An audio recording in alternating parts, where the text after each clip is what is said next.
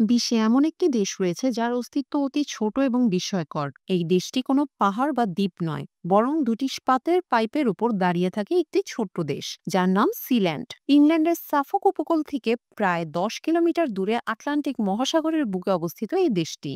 Sealand বিশ্বের সবচেয়ে ছোট দেশ হিসেবে পরিচিত হলেও বিশ্বের অন্যান্য দেশগুলো এখনো এটিকে রাষ্ট্র হিসেবে স্বীকৃতি দেয়নি, যার ফলে এটি মাইক্রোনেশন বা অনুরাষ্ট্র হিসেবে গণ্য হয়।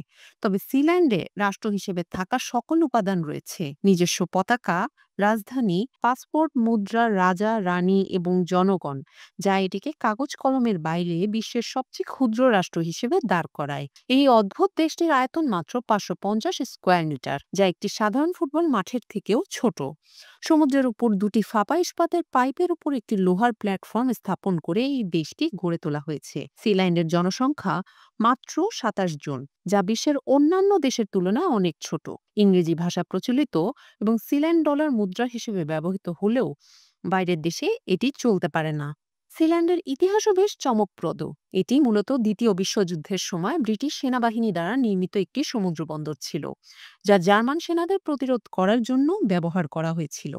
পরবর্তীতে এটি পরিত্যক্ত ঘোষণা করা হয়। 1967 সালের 2 সেপ্টেম্বর ব্রিটিশ নাগরিক মেজর প্যাডাস রাইবেটস এবং তার পরিবার এই স্থানটির অধিকারী হন এবং এটিকে একটি স্বাধীন মাইক্রো রাষ্ট্র হিসেবে ঘোষণা করেন। পরে 2012 সালের 9 অক্টোবর রায়বেটসকে সিল্যান্ডের রাজা ঘোষণা করা হয়। তার মৃত্যুর পর তার ছেলে মাইকেল সিল্যান্ডের শাসক হন।